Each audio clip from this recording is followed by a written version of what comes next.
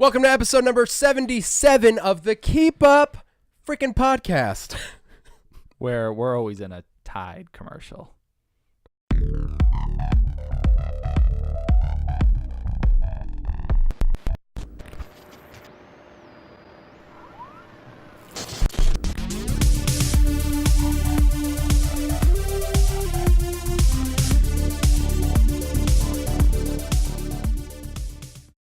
I loved those commercials. They were so I did great. too so much. And I mean, we're pretty stain free, so Yeah. sponsor us, but we're not going to eat your pods. No. That's such a stupid trend. I don't understand it. I haven't looked much into it, but it seems dumb. I get the idea, like, because... Do you? Well, no. Explain it to me. I mean, in the sense that... I know Oscar's doing creepy stuff like usual. Because I went to look it up because I'm like, what are these people doing? So Yeah. I was viewing these videos to see what everyone was doing. Of course you were viewing the videos. Well, I had to know if these You've got kids- to view the videos. Right, you have to know what a Tide Pod is like. Maybe it's delicious. Maybe it's the not. fountain of youth It's not. today. It's not. Okay. But anyways, Super Bowl happened. Yeah. There was balls and I believe some commercials. Yes. Peter Dinklage, Really? he had a commercial. Oh, did he? He had Doritos. I must have. Oh, I missed it. I didn't see it. It was the rap battle, Has a cat been rolling around on my mic? potentially. Because my eyes are itchy. I felt like the other day that one of my eyes was falling out. I had a dream last night that I had a pet turtle, Mm-hmm. and I picked it up and it threw up on me. Can turtles throw up? Right? I don't know. Is this stupid questions already? It was a lot. It threw up a lot. To throw up pizza by any chance? No, it was like green and chunky. I think anything can throw up. Was it like that vivid? Like You can milk anything with nipples. I guess that's true, Brett. That's from Meet the Fockers. You never saw that? I don't know. Or no, Meet the Parents. See, there we go. First one. I don't know. I Whatever. didn't see it. That's the Um, first one? Oh, yeah, the second Meet one. the Parents. Right, because you wouldn't know who the Fockers were. Right. Exactly. Mm-hmm. Yeah. Super Bowl. I mean, that was a couple weeks ago at this point. Oh, true. You know. Right. But Well, I hope you guys enjoyed the game yeah. a few weeks ago. I forget about the time thing, you know? Yeah, we may or may not record these before we do record these before they come out. Before they come out, let's We just everything. record them prior to the week of release. Yes. That's on whatever. Yeah. Uh-huh. So Super Bowl. Yeah, man. We're not, Football. we're not a sports podcast. So We're not. There were, though, do some enjoy cool sports. trailers and a surprise release. Did you What see was the Cloverfield trailer? Yeah. Yes, the Cloverfield Paradox. Yeah. Pretty cool. Netflix original. Yes, which is it has nothing to do with Abrams, though. He didn't direct it. He may have produced it, Maybe. but I thought it was a separate project, whereas the World War II one. Did you hear about that? No. Cloverfield one? So it's World War II based, but it's a horror movie. Like these two American soldiers go behind enemy lines, and as they're searching like this German camp, they realize aliens have taken over the camp. Really? So it's them trying to escape, I guess, Nazi aliens. Of course. But I believe J.J. Abrams definitely has his hand in it. I'm not sure where, but they've been talking about him. So I thought it was going to be that, but it's just some other thing. But I haven't seen it yet, but they released it the night after, or after the Super Bowl. Oh, right? the show? Yeah. It's out? It's a movie. Oh. But the it's movie? out. Yeah, it's out It's already. out? Yep. Netflix original. Out? It's out. I didn't realize that. Yeah. I still haven't seen 10 Cloverfield Lane. Oh. Yeah, I was I going know. to talk about just a little bit about it, but you haven't seen it, so it doesn't matter then. No, I haven't seen it. Do you have it? I do not have it. I think it's on Hulu, actually. Maybe I'll watch it. Hulu tonight. gets the strangest movies. Yeah, they do. It has such a strange array, but it's cool to see because you're like, oh yeah, that's not on Netflix. Let's Yeah. watch this. Like So, bouncing around. they also had a trailer for Han Solo. Solo. Yeah. Yep, they had like the little teaser, and then the full trailer came out today. I didn't see that. They had a trailer for Avengers: Yes. Infinity War. Yeah. That looked really cool. Essentially just a teaser, but Yeah. just seeing them all in That was one plenty for me. trailer. Oh, yeah, dude. Teasers I like 10 times better than trailers. I can watch teasers every day because it's so quick, jump around. So. Yeah. There was that Jurassic World. What's the new one called? Is it Jurassic World? Yeah. Bless you. You allergic to dinosaurs? Thanks. Yeah, Jurassic World Fallen Kingdom. That's the name of it. Oh, really? I think so. Bless you. I think you're right. They had a trailer for that. Something's happening with the cat in my face. Nice background. Resident Evil Thanks, man. 7. Yep. We haven't played it. Maybe by the time this is out, I have. I know the way you're crushing through them. Right. Anything else? No, just a lot of cool commercials. They were pretty good this year, I thought. Fallen Kingdom, you're right. Yeah. Yeah. The Chris Pratt commercials were funny. The one where he was like in the background Yeah. of most of them? Yeah, because did you see the prequel to it? I didn't know. A lot of story commercials this year. It was Mhm. really interesting. It would be like to be continued, check it out online, or it would end, and then like second half of the game, they would play the second half of the that's commercial. cool. So early on, there was like Chris Pratt saying he was training and working out to try out for this lead role. Yeah. And that commercial ended with him showing up to the casting, Mhm. and the guy who was setting everyone up for casting was like, all right, right over there. And it just was him with all the extras. Yeah. And the second half of the commercial was that commercial where he was literally just one of the extras. That's hilarious. Yeah, it was so great. I saw the one with the extras. I didn't see the one yeah, before it, and though. he was trying to be like in the forefront. At the end, they're all toasting, Yeah. and then he like misses. He misses. Yeah, like, it's really but it's good. funny because his star power, you recognize him over Yeah, everybody obviously. else. But that's funny. I didn't see the first half I of love that. Chris Pratt. But I did see like the Tide ones. Those were cool Oh, because so good. there were so many commercials that were making fun of other commercials. Yeah, The Old Spice one, you see that one? Yep. That was funny. And then the Mr. Clean. Mr. Clean one, yep. And then there was one more with the old lady with the tennis. It was like for medicine. Oh basically. yeah. And he came in and he was like, nope, this is a Tide commercial. Yeah, it was supposed to be something about like arthritis or something like that, and they show him just smashing the ball. It was so good. Oh Yeah. shoot.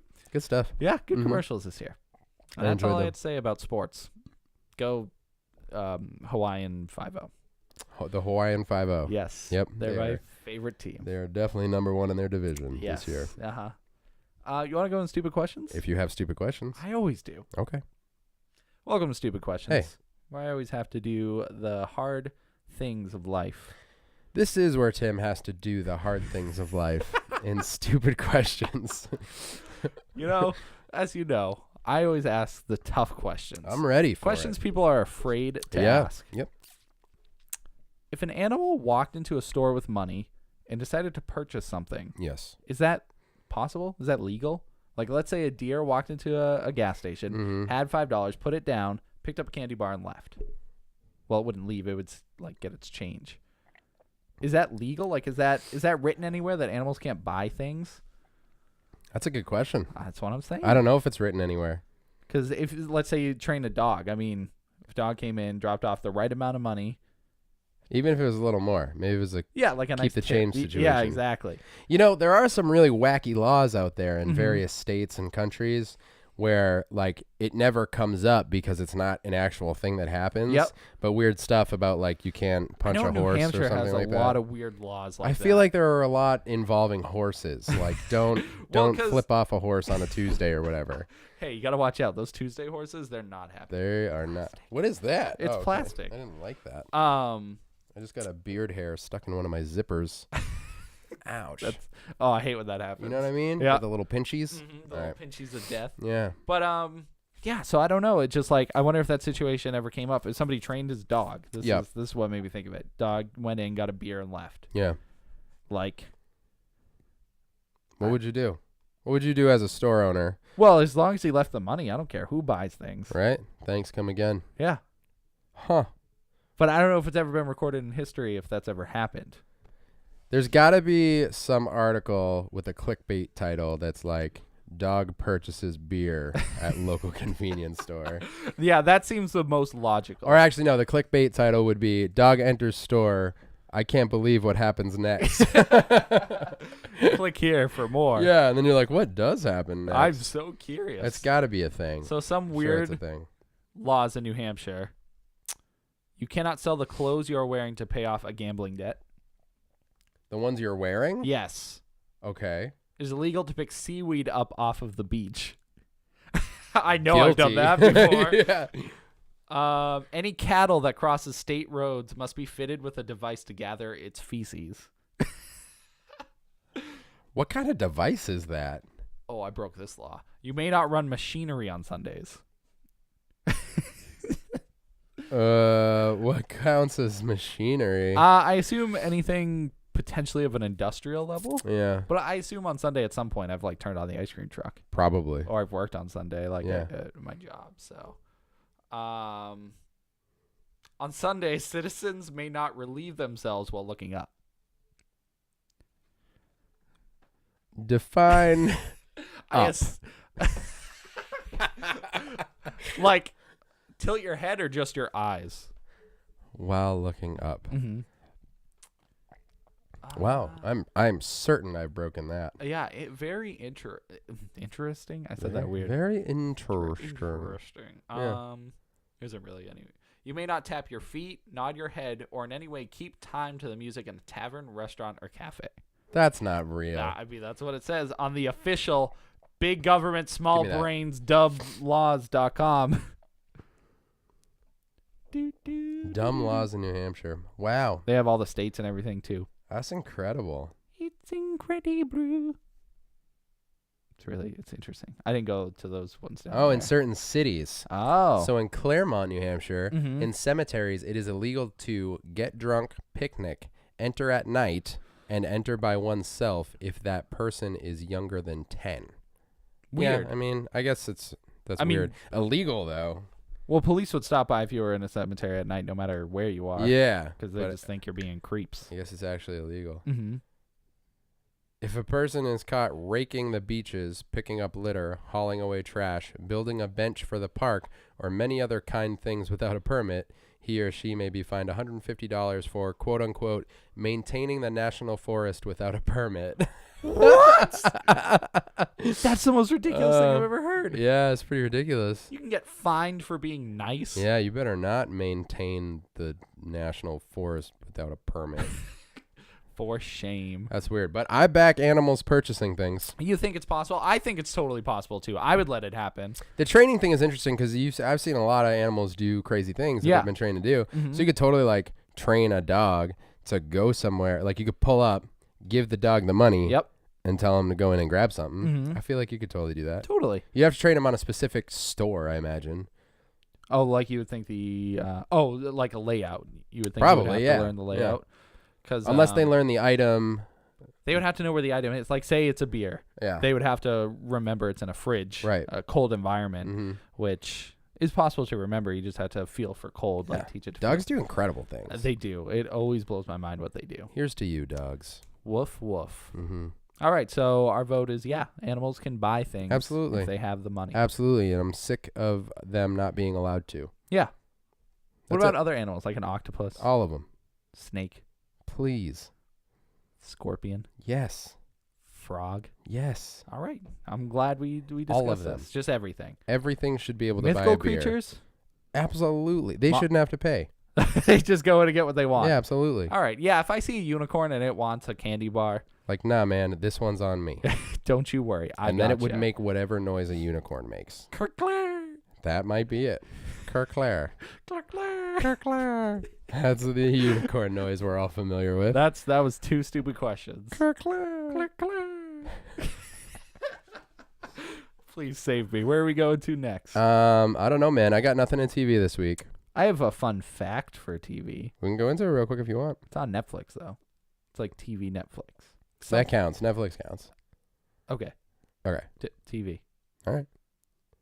Welcome to TV. What's your fun fact? My fun fact is Castlevania Season 2. Oh, yeah. Yes. Let me pull up the date specifically, but it's going to have 8 episodes. Okay. Once again on Netflix, so it's double of what it had originally. Yeah. And it's coming out sometime in the summer. Okay. Whatever. Just okay. Yeah. Yeah, I mean, I'm certainly excited. I'm glad there's more episodes. Yeah.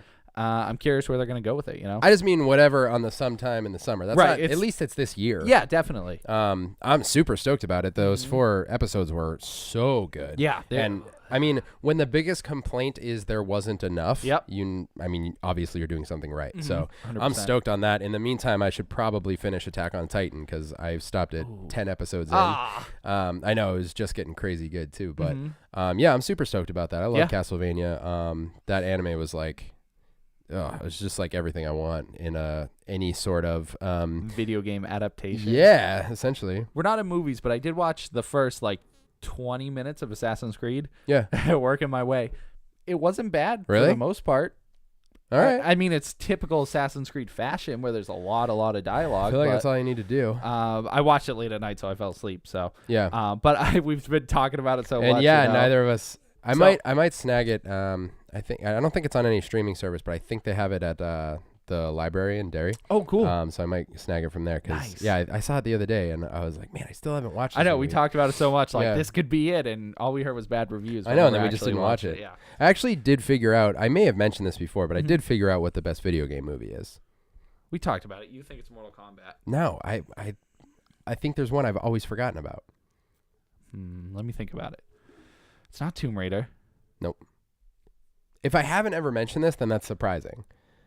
But today, I was thinking about it. I was like, Yeah. oh. All right, Like, go for it. I don't know. Silent Hill.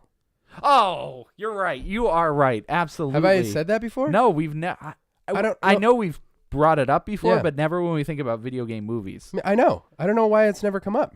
I think that's the best one. It really is. That to, one to me, for sure. Yeah. Oh, yeah. I I think it had a great story. Yeah. They treated the things from the game very well. You Yeah. know, Pyramid Head was horrific. everything looked good. It Yeah. was terrifying. Mhm. It was a good horror movie. It really was.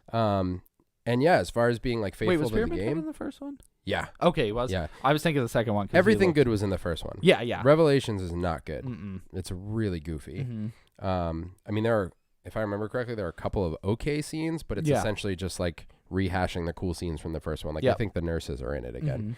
I could even be wrong. I watched it once and I was like, Yeah, I don't even remember watching it all the way through, but it's not great. yeah. But the first one's a great movie. It's really good. Mom even likes it, and she Really? doesn't like Yeah. many movies. It's a horror movie, but Yeah.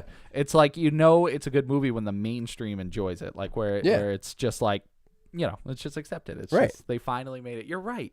I wonder why I don't hear about that more often. I don't know. I don't know how like well received it was in Mhm. general. I think I'll it's a look it good up movie. right now, but But I mean, I guess we could slip into movies if the only other thing I want to bring up in TV, have you tried to watch any cartoons, like Saturday morning cartoons or cartoons you watch as a kid? Like, tried to watch the whole series yeah. again? I did it Like, with X-Men Oh, how from was the it? 90s. Like, was It it, was good. as good as you remember? Well, I feel like I remember it pretty clearly, so I wasn't like surprised by anything. Oh, by like, But hold on to that till movies because I want to yeah, use that to go into something. Yeah. But yeah, I think I think I could keep watching it. Mhm. There have been I'm trying to think. I think there were a couple things I tried to watch that didn't hold up. Mm-hmm. Beast Wars is hard to watch. Transformers. Yeah. It's I've watched some from the 80s, which I didn't grow up with because Yeah. it was right before my time. Yep. And some of them were really good. Like Transformers had a couple storylines that were really great. Mhm. It is- Thundercats is good. Yeah, Thundercats. Yeah, with Transformers, that was definitely very mature. I think. Like, Yeah. even though it was based off of toys, they definitely made it like a cool, mature show. Yeah, it was really cool. Beast Wars just doesn't hold up because the animation's really bad. Yeah, I never even watched it. I don't know too It's much about it. like but beginning of CG era. Oh. It's really rough. yeah. But why? Did something not hold up for you? Well, I'm just thinking like I have these urges to watch these shows, but I have such a hard time like dedicating myself to watching, like Sailor Moon. I really, really want to watch Sailor Moon just through its entirety, but it's just so like, I don't know, it feels almost childish, which is weird. Like I've watched a few episodes and it's just very too goofy, It feels, yeah. and it's totally geared towards kids and everything, but maybe I just had to get into it more because I know there's some awesome storylines in it, but I don't know, I'm just having a hard time with it. And there's just some cartoons like I'd like to rewatch, which is so weird to say, but like Cat Dog, like just to see the episodes as an adult. But I don't know, it's just kind of that point where I don't know, it doesn't entertain me as much. Yeah, and it's just like just childish humor, but I love childish humor, so I just don't get it. I think we are of an interesting generation where like things like Sailor Moon have this insane legacy, and like we might remember it from when we're kids, but then you realize one day you're like, oh, I don't remember like the storylines. I remember like, what's the mask dude's name? Is he just like Tuxedo Man or something? Tuxedo Mask? Maybe it might actually be Tuxedo that. Mask. Something goofy, but it's just like what he's wearing. Yeah. But Tuxedo Mask. Yeah, because I was talking to someone about this the other day because they were talking about how They hate, Tuxedo Mask. They hate how whenever someone brings up Sailor Moon, someone else brings up Dragon Ball Z, and it's Dragon Ball Z. I just said Dragon Ball Z. That was the vampire spinoff. Yeah, Dragon Ball Z. When I was growing up, both were airing on Cartoon Network, and I loved watching Sailor Moon. Yeah, but I wouldn't tell any of my friends because it like wasn't cool. Yep. But they're like essentially a superhero team with their own individual powers, and it was cool, and I liked it. But then you go to revisit it, especially now, you're older, you appreciate like storylines and certain like fantastical elements of, like it's cool to go see the new X-Men movie, which is about a super powered team of, young kids, depending on which one you watch. Yep. But then if you watch Sailor Moon, it's weird. But it's probably those same elements that you're interested in. And yeah, it is hard going back and watching, like, I was talking to a friend about how I've never watched Naruto, and that's another one. You cannot watch those first, like, I don't know, 20 episodes. That's what he was saying. He was like, and he's a little bit younger than me. He might be around your age or even younger. And he was like, I grew up watching it and I love it. And a lot of the later episodes are great, but he's like, I've gone back to the beginning and watched it, and it's really hard because you have to get through such a cheese fest. Yeah. That's exactly. It's just cheesy, goofy. And maybe that's just how it is with animes, that like when they're so long and so like they're older and geared more towards kids or young adults, there is that like cheese beginning factor to get people hooked in. It's like, I like the humor, I like the action. Yeah, it's what happened to me with Power Rangers. You go back to watch Mighty Morphin Power Rangers, it's ridiculous. But there's some cool stuff, like when the Green Ranger gets introduced, which we've talked about that. Yeah, I said that it got better, like it was the cheese fest, and then it starts picking up. Yeah. I'm like, this is actually good. And there's, you want it for like the, I don't know, as an older consumer, I guess you're like, oh, I kind of want to know like the canon, like what's the original storyline of this and Sailor Moon and what changed. And you hear from people who watch the whole series and they're like, no, seriously, you have to get through it. It's worth it. Yep. There's some things that I think are safe by default, like any of I feel like the 90s had a lot of good stuff that you could watch, like Animaniacs, Tiny Toons, Freakazoid, a lot of the WB stuff, and then any DC animated stuff. A lot of the Marvel stuff too was pretty good. It's a little bit more cheesy. Yeah. I think DC animated stuff's been, we've talked about that at length, but any of the old Batman, even Superman stuff, Justice League was all great. But there are a few like that where it's like, I watch them by myself typically. If there's something like that where I'm like, I want to go back and watch it all, I'll just start it by myself. Yeah. Because it's the kind of thing where like if someone walked in and you're just watching Sailor Moon, you'd be like, oh, I was just flipping through Netflix. Yeah, it just happened to turn on. You can't use the excuse anymore of flipping through the channels. You can't do that. Because it's always streaming. Yeah, everything. No matter what someone walks in on, you chose to watch that. But yeah, I mean, I've even wanted to go back and watch, I guess it's similar to like Cat Dog. Like I want to go back and watch all Powerpuff Girls. Like, I've always been a fan of Powerpuff Girls. And you just kind of want to have like, oh, there's so many episodes I never saw because you used to just watch what was on TV. Whatever it was, and reruns all the time, you know? So, yeah, I get that. I get what you're saying. Some of them are hard to... I'm trying to think. I feel like there was one I went back and I was like, I can't do this. I tried watching He-Man. Yeah? The older He-Man, like 80s or whatever. Or not, was it 80s? The old, because then they did the remake. I think that was in the 2000s. Yes, I heard that was great. Yeah, that's what I want to watch. But I started watching the older stuff and I just couldn't. Yeah. Even as cool the characters are and like the story and stuff, it was just too cheesy for me. But. It's a little bit. Yeah, and at that point, there's so many other things you can watch. Some of the stuff just doesn't hold up. I think Thundercats did for me. I really want to watch that. The action in Thundercats, I remember, was specifically really cool. Things with like, what's his name, Snarf? Snarf? Yeah. He's kind of like, it's kind of a goofy like side character thing. They always had that little like annoying guy in it or whatever. Almost like the comic relief. Yeah, exactly. So that stuff was whatever, but the characters were cool. And then the reboot, I only saw a few episodes, but it was great. It was cool. I like you, I've only seen a few episodes. It got canceled, I guess, though. People said it didn't hold up, but I only watched like 2 or 3 episodes. But some of the things that they did in the show were so unique and kind of out there, and they really started like making the world like kind of making it as weird as it could be, because it was always strange. Yeah. You know what I mean? But it was just it was really great, and I haven't gone back to revisit that. But there's a lot of stuff, especially in the animated realm, that you go back and sometimes you're like, wow, this is way better than I remembered. Yeah. And sometimes it's like, ugh, I don't know if I can get through to the good parts. Swallow this pill. It's too tough. But yeah.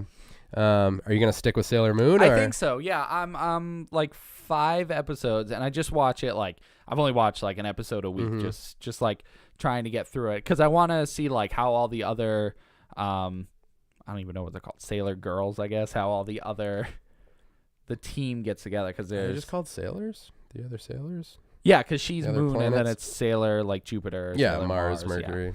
Yeah, from the theme song. Is that how you know it? I don't know. Okay. But, Jupiter. it's funny. I listened to the Japanese and the English version of both, and it's the same, which blows my mind. It's the same beat, which I don't understand how it translates well enough. The words are way different for sure. Yeah. But it's just funny how the English version of the song, they still found a way to make it the Sailor Moon. I've always theme. thought that was weird. Yeah, like. But if you compare the words, they're talking about like falling in love and romance, and then here they're describing who the girls are. You know, it's like two different scenes. You're like, what? Yeah. But it's really cool. Music is the universal language for sure. Yeah, I think translating a song from one language to the other is like kind of mind-boggling. Like, how can they word sounds so different? Right. In how do this they language? keep the theme, like keep the beat going? You know.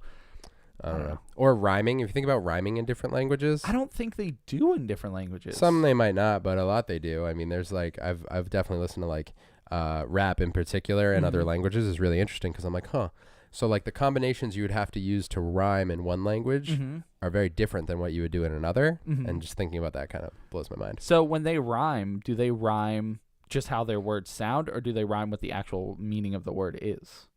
Does that make sense? Like, it does, but it'd be the same way we do. Like the same way you do in English, rather. You so know we what say I mean? like smile. Say you want to rhyme with smile. It'd be the while. I mean, it's the same concept of rhyming, but I just think like what I kind of blows my mind is like you have like in English you have a different catalog of rhymes than you can use in Spanish, because not every word is gonna. Oh right. You know what I mean? So they're rhyming 2 completely different words. Potentially. I mean, there are some languages. You know, a lot of languages are derivative of like a couple. Yeah. You know what I mean? Yeah, so you end up with similarities, but I just, in particular, listening to like, you know, a Japanese rapper. Yeah. What his catalog of what rhymes is going to be, and therefore meanings, is going to be very different than what I have. That is crazy. You know to what I think mean? About. Yeah. Yeah. I've thought about that a lot. Yeah, like in writing songs and stuff like that. Like if I wanted to say this, what I just wrote down here, but I spoke a different language and I wanted it to rhyme, I'm going to have to change some things to make it rhyme and still say the same thing. Holy crap. You know what I mean? Like, it's kind of funny. How awesome would it be to be a rapper that knows like 5 different That would languages? be so sick. Because you could just switch around. Like people might not know what you're rhyming with, but there's got to be some multilingual. I mean, I know that there are like, I know there's some out there, but I wonder if there are any who rap in like 5 different languages, you know? Oh, that's incredible. Yeah, That's interesting, just right? blew my mind, really. All that to say, I think you should stick with Sailor Moon. I will. I believe Watch I it. believe in her. And you'll get to a point where like, plus like the costumes are dope. Yeah. There's so much Character to it. designs are cool. The fighting is good. Like I've seen like blood in episodes. Like it's. Hey, if there's blood. That's what makes it cool. But it's like actual fighting, not like. Right. Yeah. And that's what impressed me about Thundercats and, you know, being an 80s cartoon. Like the action sequences were really cool. And all you need is to get to a point where conceptually you're sucked in. You know what I mean? Like, oh, you just need one thing to cling on to and be like, oh, okay, I'm going to hang on to see what happens with that. So, yeah. Keep us posted on that one. I will. I'll try to keep up with it. All right. And Hamtaro, I'm going to watch nice. Hamtaro. But Hamtaro. let's go into movies. Yeah. Okay. All right. First of all, what do you got for stats on the Silent Hill movie? Okay. So a Metascore, which is the average of all the critics' score, 31. Rough. Really rough. Not good. Yeah, I'm pretty sure it got kind of like panned apparently. Yeah, I don't think people were that into it, but I don't know. I thought it was wicked good. Plus, it had a nice cast. I mean, Sean Bean was in it. These other people that I can't pronounce their names, but they're all in it. Who is the lead in it? I forget her name. Rada Mitchell. Rada Mitchell. Yeah, so I don't think in general that people liked it, but I thought it was a good movie. But user reviews 6.6 out of 10. That's not bad. That's better. Yeah. Mm-hmm. I mean, as a movie, I'd probably give it like 7.5 ish. Yeah. I really like the ending. Yeah. Yeah, I mean, and just everything looked great. I mean, there's so many scenes. The nurse scene, everything with Pyramid Head. Yep. The dude in the bathroom stall. So good. Everything. Yeah. It's just, it nailed it. It I liked nailed it. Silent Hill for sure. I agree. Yeah. You were talking about, wait, what are we in? Movies? Movies. Cool. I thought you had a transition with Silent Hill. I think I did. But you forgot it. Yeah. Good thing I made you wait For, to share the stats. for my life. Hey, it kept the people here a little longer. A little bit. Bye, guys. Yep, that's the end. Thanks for Silent watching. Hill. We were talking about stats. Yeah, it wasn't Video game movies. wasn't well received. Mm-hmm. So conversely, Uh-huh. where that was like not conversely, I don't know, other things. Along the Worst lines transition. of video game movies, I watched a bunch of Resident Evil movies recently. Yes. Here's the thing. There's going to be a lot of Resident Evil in this episode. I'm sorry. I'm going through a thing, a It's phase. nice to have that kick. You know when you get on a kick, and they're different. We've talked about how you go on video game kicks. I'm on or a movie reading. kick right You're on now. a movie kick right now. Mhm. Sometimes, do you ever go through them where they are property specific? Yeah, like right now I'm going through Disney movies. So Okay. I watch Cars 3, Beauty and the Beast. Yeah. That's all I can think of right now. But anyway, Well, that's definitely two of them. I like to jump around. Yeah, you know? no, I get that. Mhm. So right now I'm going through this Resident Evil kick. Again, you're going to hear a lot about it in this episode, but I've been Better reading remember. the novels. Mhm. I've been playing the games. I've been watching the movies, which I'm not even like that big of a fan. Is anybody of- watching these with you, or are you on? No, your it's own on me this at journey? about midnight, Yep. just putting them on, saying, I'll watch some of it, and then finishing the whole thing, and then going to bed at 2 in the morning. I'm so sorry. After a mediocre movie. But what's interesting is that is the longest running video game franchise Mhm. and on record the most successful film franchise ever. I'm sorry, I didn't mean video game franchise, but film series based on a video game. I mean, successful, I think, because there were 7 of them. It's made a lot of money too. Yeah. But it's Overseas, interesting. right? In China? Yeah, I forget exactly what the stats are. I think it made a lot more money over there for Mhm. whatever reason, yeah. Yeah, so there's there's 6 of them now. 7, I think. Really? Resident Um, Evil, Apocalypse, Extinction, And then Afterlife, Retribution, Retribution. Final Chapter, I think. I swear there were 7 of them. Yeah, look it up. I could be wrong. Yeah. But yeah, it's really interesting. I've been watching through those just because I've been on this kick. And how many you got? I was trying to see the whole list. All right, we got Apocalypse, Extinction, Afterlife, Retribution. Oh, yeah, I guess just Final Chapter, right? Man, I thought there were 7. Trust me, man. I've been on the Resident Evil Wikipedia for That's- like 2 weeks That's straight. true. You know.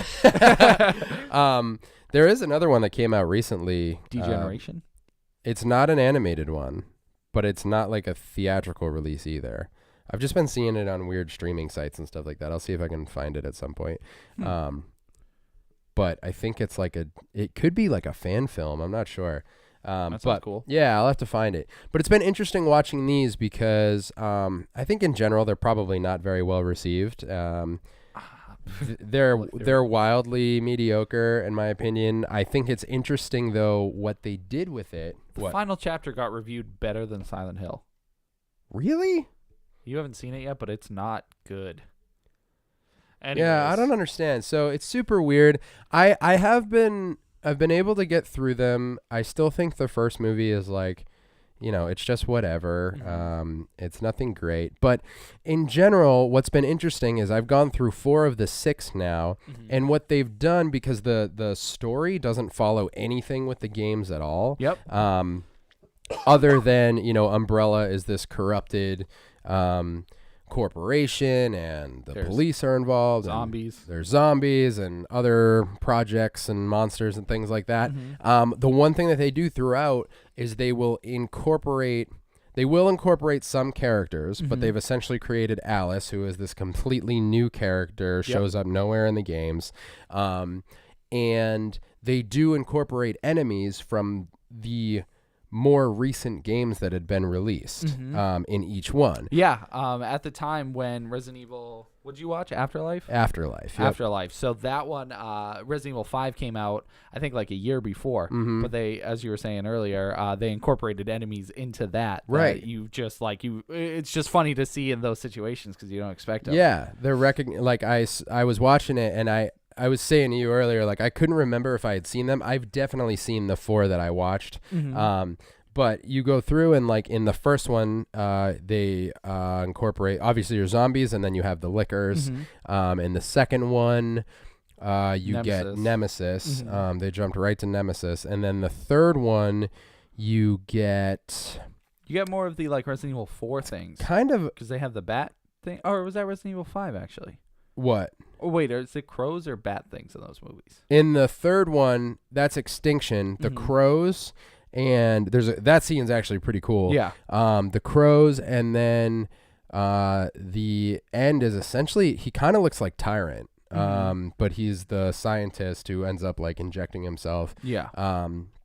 So he's kind of similar to Tyrant. And then the fourth one, Afterlife, is the one that I just watched, and it has the Executioner from Resident Evil 5 and also the zombies and the dogs, like their heads split open. I forget what they're called, but they're like the ones that you see in Resident Evil 4 for the first time. Yeah, I called them double headers. But yeah. They're like, or I don't know, maybe they're called like bloomers or something like that. That's not a bad name for them. But yeah, if it's not, it should be. And then you also get a T-virus infected Wesker in that one. Oh, cool. So it's interesting because I was just watching it. I was more thinking, because I know that I'm not like a huge fan of the movies. I've been enjoying watching them on like a guilty pleasure level. Yeah. Just because when they show up, like the different enemies and stuff, I'm on such a kick right now. I'm like, oh, cool. Like, you know what I mean? I just fought that the other day.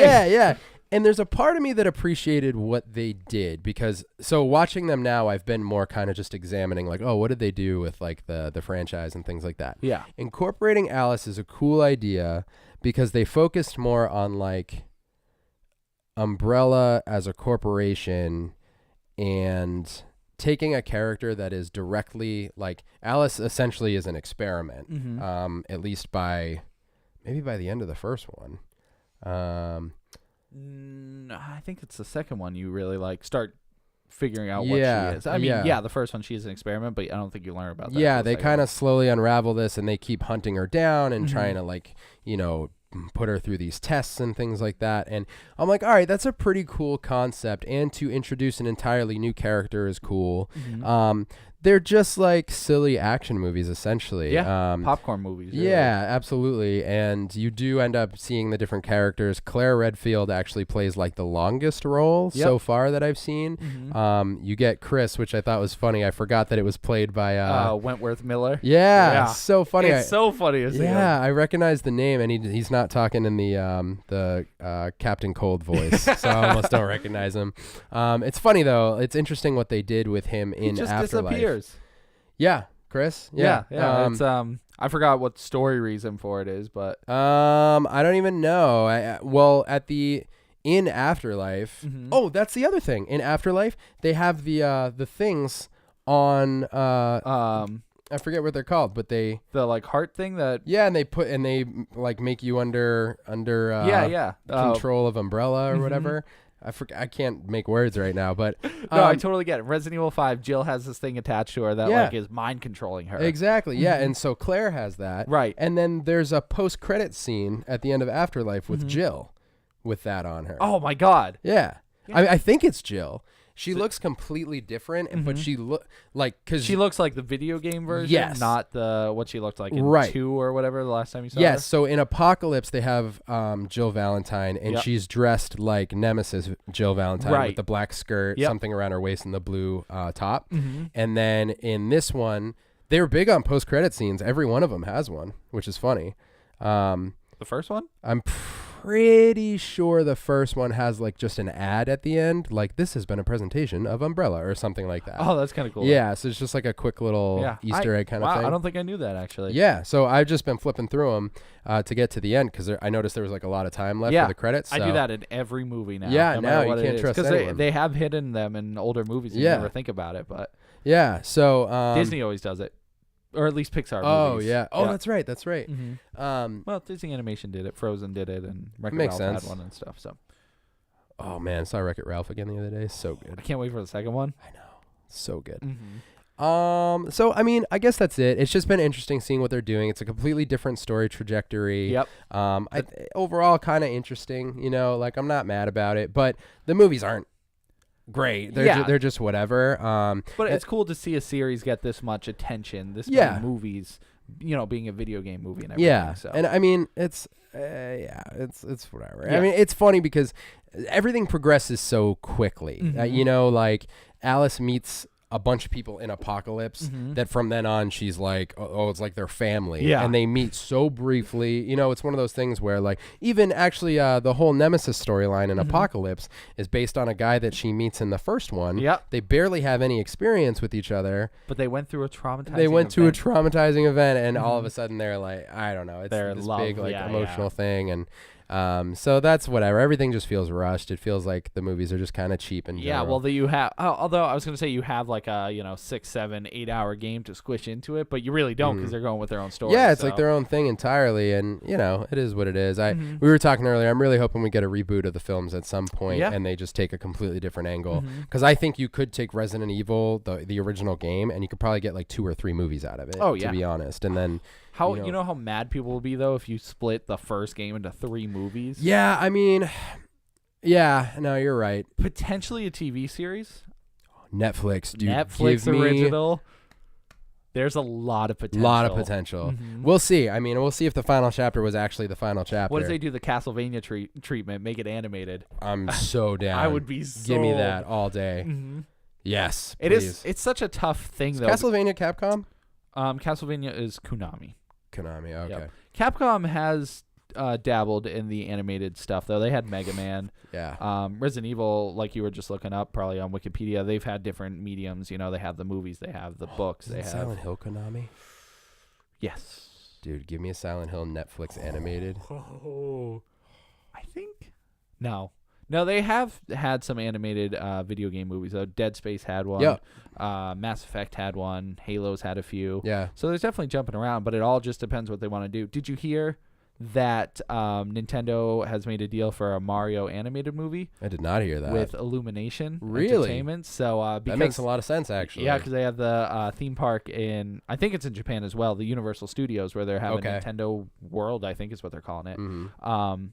So they, Universal owns That's cool. Illumination. So I'm excited about that. I'll go with it. I'm glad we're Nintendo's like reaching out and doing Right. more different things, like getting Finally. the apps and like stepping into the future. Really. Yeah, letting some other people play around with and playing nicely with others. Right. Sharing is caring. That's what I say. So Resident Evil better than Mortal Kombat is what you just. the whole thing. No. Although the Resident Evil series, I might have to argue, is better than the Mortal Kombat series. Yes, because the second one brings it down It's to a garbage. One. and It's like absolute. It's a my catastrophe. My heart stopped thinking about it. There are some things in the Resident Evil series that I'm like, oh, it's pretty cool. I mean, there are moments with Alice where Mhm. it's like you see what they're trying to make her do, and she's trying to be like almost like a John McClane, Mhm. like make some comment and like, that. Let's move. Yeah, That's the one I or remember. like next time don't get in my way, or like you know what I mean, like something like that. Yep. Where it's kind of like, it's such cheeseball. But then like in Afterlife with the Executioner was pretty cool. Mhm. Costume wise it looked good. Yep. They had a different actor playing Wesker. The first actor they have for Wesker it's just bad. Like he's not, but they try to overly do the Wesker thing. Yeah. Like, he's always got his glasses on and the slick back hair, which is, that's Wesker. Mhm. But the way that he talks, like in this one's just like a little bit overdone. Yeah. I I can't remember what the first one was, but the one they did recently was a lot more like Resident Evil 5 Wesker. You know, Okay. the black clothes, the glasses. Yeah, the back that hair, all in stuff. Afterlife, that's what they do with him too. Mm-hmm. Before Afterlife, he's kind of just like a dude in a room, talking with a bunch of people. Mhm. That's an Extinction, I think. Yeah. He's just kind of like, he's like not Weskery enough. Yeah. He's just like a guy in glasses. Mhm. But in Afterlife, he's a little bit more ominous, a little bit more like, He's there, but just like just background, basically. Yeah, I mean, yeah, and it's better in Afterlife than it was in Extinction, but I don't know. I'm just watching through them now because I'm on this kick, and I'm like, I kind of want to see everything that they did. Yeah. The next movie, you're in for a treat. It's weird, but it's the most like fanfare thing. Like, really? It's if you're a fan of Resident Evil, you're like, oh, it's that guy. Oh, it's that guy. Look at that enemy. Look at that place. Like, it's just explosion of all the games at once. So it's very it's nice. Yeah, but it's weird. The concept behind it's like, why are we doing this? Well, yeah, and that's like every one of them so far. Like Apocalypse after the first one was kind of like, okay, now they're in a different place. Yep. But now after that, every movie is like, it has like a voiceover in the beginning. It's like, hey, all this stuff happened and now we're here. And it's just like kind of its own thing. And then after that, it's like, hey, a bunch of stuff happened and now we're here. And then you're in the city. Same exact thing that happened with 6 and 7. It's just like they kind of throw out everything in the older movies. They use those elements later, but it's like everything that happened, don't worry about that. Doesn't matter now. Yeah. They're here. They're doing this. It's, 10 months later, it doesn't matter. So it's funny that they do that throughout the rest of the series. Yeah. Because it happens in 7 too. Totally. Or not 7, 6. I keep calling it 7. Final chapter. Yeah, final chapter. Just stick with the title. Yeah. Yep. Yeah. I mean, the main thing I've taken from all of it is I'm not like, I don't hate Alice as a character. It's been pretty cool. You know, before I had this feeling of like, oh, why'd they just make this random character? But watching it, I'm like, I kind of get it. Like, I kind of see what they were doing. And while the movies aren't like, you know, a home run or anything, they're kind of fun. Yeah. So that's that. Nothing but a goofy Resident Evil time. That's all it is. What about you? What do you got in movies? Let's see. So I watched kind of the opposite of a good animated movie. I watched Godzilla. Okay. Monster World Island of King of the World Monster Edition. I think you're right. I wrote it down. I had it right. I think I'm right. It is. Now this is a Netflix original. Planet of the Monsters. Planet Hulk. Yes. What about Godzilla versus Hulk? That'd be dope. Godzilla would win. Godzilla would win. But then you think he would like eat the Hulk? I think you just step on him. But then Hulk would just smash his way through. Just break through his leg. Yeah. That's a good Hulk impression. Thanks. All right, so this is an animated movie. Netflix original. Yes. Let me just view my notes here. Starring Godzilla as himself. Yes, Godzilla stars himself. Did he voice himself? I don't think so. Voiced by trash cans. Do you realize Thomas Jane is in Resident Evil? Who does he play? He's the guy. Which guy? Hold up. I'm gonna show you. Okay. Well, anyways, this movie was very subpar. Okay. Real quick, the trailer looked dope. You and I we saw the trailer. Yep. We're like, oh, this looks sick. It's Godzilla. I mean, this is what, 20 years after Godzilla has taken over the world, right? 20,000 years. That's more than I thought. Yes. Well, the concept is it's based a little bit in the future. I think it's like 2500 or something. Like it starts out there. Okay. And basically what happens is Godzilla shows up. And he goes with it's the Japanese style Godzilla, so he's not a friend. He is here just to destroy everything. And so other monsters start showing up, and he's fighting with all these monsters, kills them all basically, or destroys them or whatever. Right. That's the impression, anyways. You don't see him see any other monsters. Okay, so we just hint at that. Yeah, pretty much. And so he's the last one, but he's destroying everything. Humans can't stop him, so they have to leave Earth. Godzilla's one. They have to leave. Okay. So the idea that they went so far in space, that time moves faster other places because they're just in space, and they've been like, using the hyperdrive or whatever to go through space. Okay. So time on Earth has been going by way faster, and everybody's just kind of been aging. It's only been like 50 years for them, since they left Earth, but 20,000 years on Earth. Okay. Because of how they travel through light, if that makes sense. Yeah, sure. No, I get that. They do a lot of explaining of it in the movie, and when I say a lot, I mean they spend like 20 minutes being like, so this is the dynamics, and if we travel at this speed, potentially the Earth will only be 10,000 years older, and like all this stuff. But I was wrong. It's not Thomas Jane. Yeah, okay, good try. It's James Purefoy. Yeah, see, same guy. Do you recognize him, though? Yes, I really do. Totally looks like Thomas Jane. Doesn't he? Yeah. What else was he in, though? Hold up. Let me look up Thomas Jane. Yeah. Maybe they're brothers. Or sisters. Or uncles. I mean, I guess he looks a little bit like him. I don't know. I thought it was him, actually, because I did remember who you were talking about. Yeah. He's been in... Nothing? No, he's been in a bunch of stuff. Matrix. High Rise, Momentum, The Following. Let's see, A Knight's Tale, Rome. Meh. I don't know. Nothing I really recognize. I totally thought it was Thomas Jane. Anyways, so they go back to Earth. Yes, because their idea was, okay, it'll be 10,000 years later. Godzilla should hypothetically be dead. He is a creature. He's got organs and all this stuff, so he should just age. Okay. So then they go back to planet Earth. They needed resources, too, on their ship. They were out of everything, so it's their final option. So they go back to Earth, and turns out they miscalculated, and it's 20,000 years into the future. Not really a big deal. I feel like 10,000, 20,000, still freaking... Yeah. Were they, like, in shock? Were they yeah, they were like... How'd they even know that? Carbon dating, I guess. They were there, and they, like, carbon dated certain things, and they're like, it seems like... Cut up some trees, and they're like, wait a second. Hold on, this has 20,000 rings. I only wanted to go 10,000 years. So that was their idea, but obviously Godzilla is still derping around, apparently, 20,000 years later. But the idea is he evolved. He has become, like, a way stronger Godzilla. That's cool. So the only issue with this movie that I found, well, there are a few, but the most glaring issue is you don't, well, I guess it's like all Godzilla movies now I think about it. You don't see Godzilla until the last, like, 30 minutes. And that's when they do the big fight and everything. And it's a lot of just talking. It's just so funny because now I think about it, the Shin Godzilla was just like that. And also the new Godzilla movie. You only see Godzilla, the English version of Godzilla. Yeah. You only see him like very little and near the end of the movie. So it's funny. I guess it's very typical to all Godzillas. Yeah, why is that? I mean, there's got to be... I guess the whole thing can't be one big Godzilla battle. And what do you do with a giant... But you do different... Like, once you finally got to Godzilla in the American Godzilla, they varied it up a lot. Like, there was him in the city, there's him fighting, there was, like, you know what I mean? Like, a bunch of different stuff.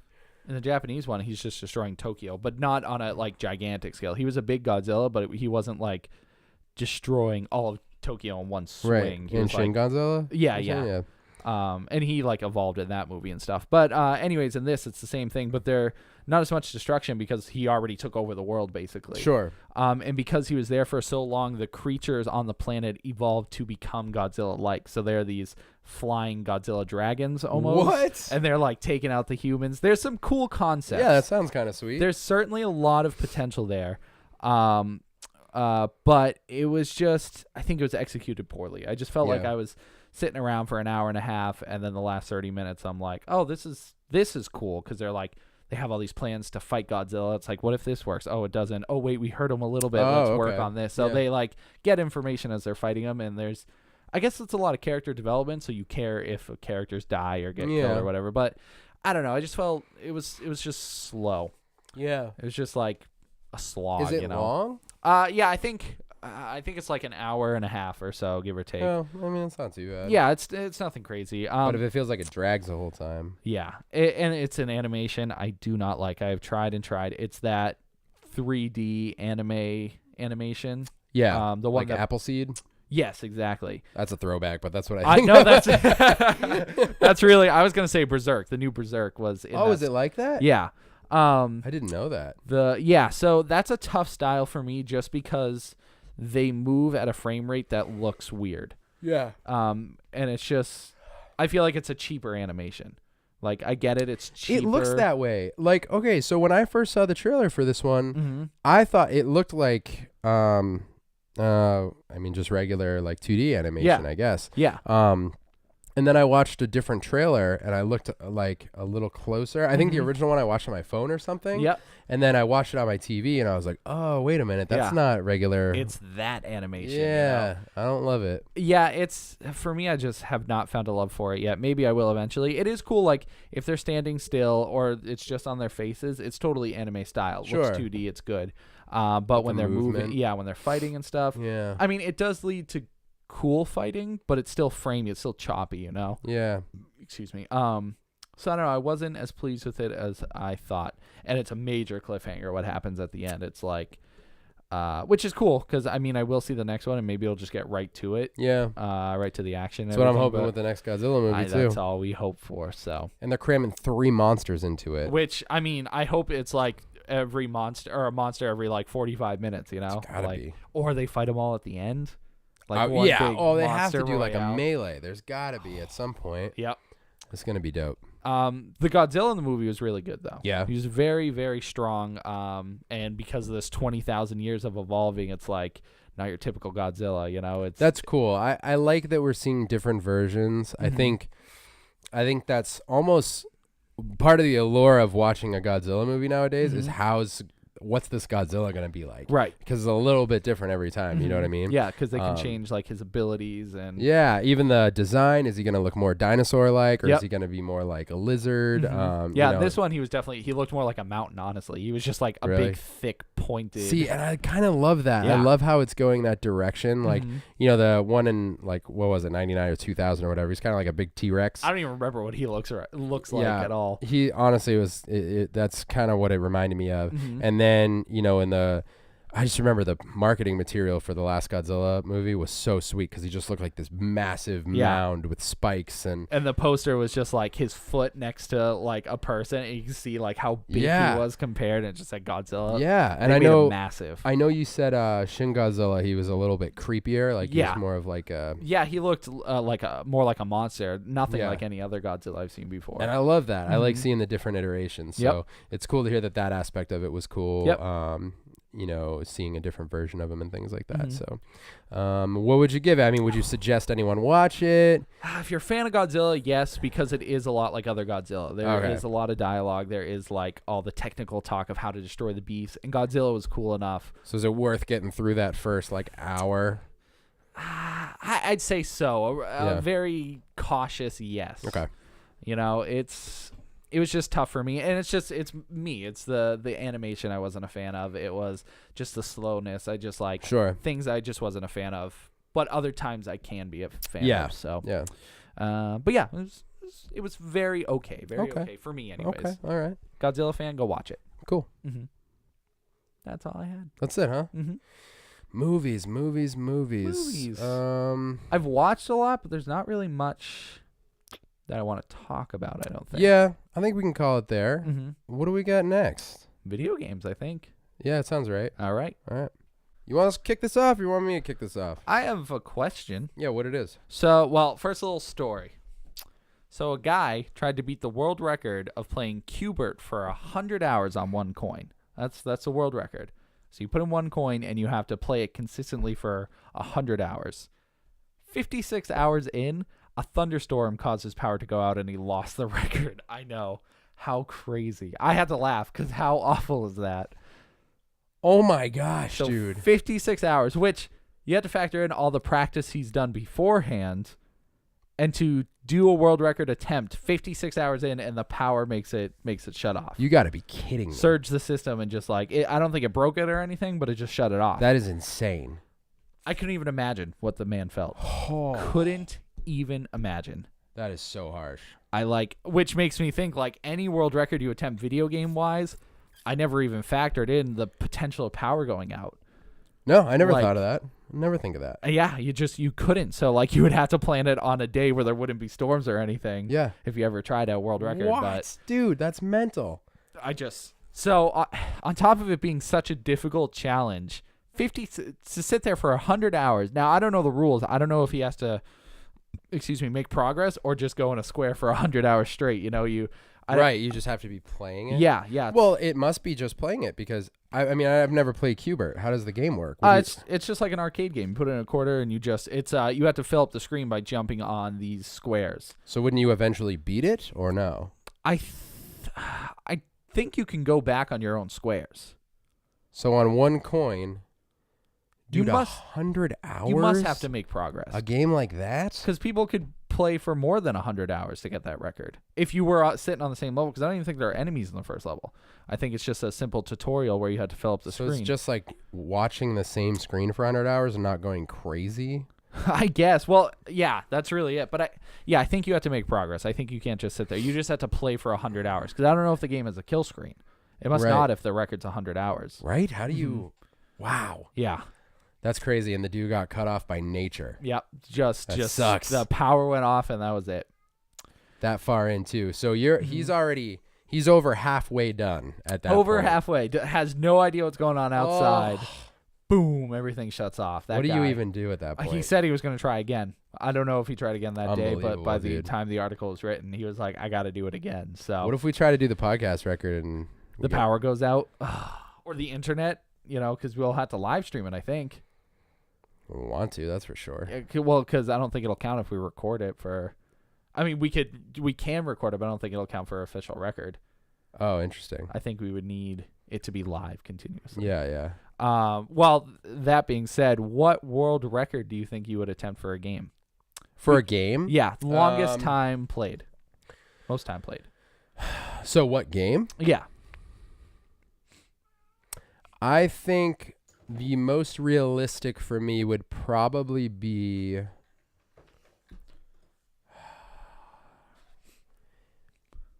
It would probably be a fighting game. Okay. Because Which one, though? Injustice 2.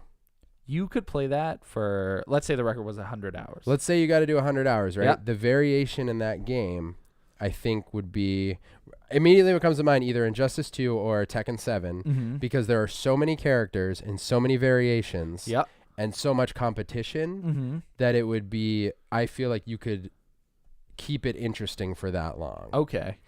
Any other game, not any other game, but I mean, what game are you not just going to get sick of? Like, the only one that comes to mind, which this is the only record I think I could do. I mean, I could try for a lot. Like Sonic Adventure, I could probably play for a long time. But Smash Bros. Super Smash Brothers. that crossed my mind. I could probably play that for 100 hours. Yeah. Just because I would have to have a fresh save, so no characters, no anything. Okay. Because then if I have objectives while I'm doing it, Right. So like unlocking all the characters, doing the story mode with every character, getting all the trophies. If it's a fresh game, it would probably have to be a new game too.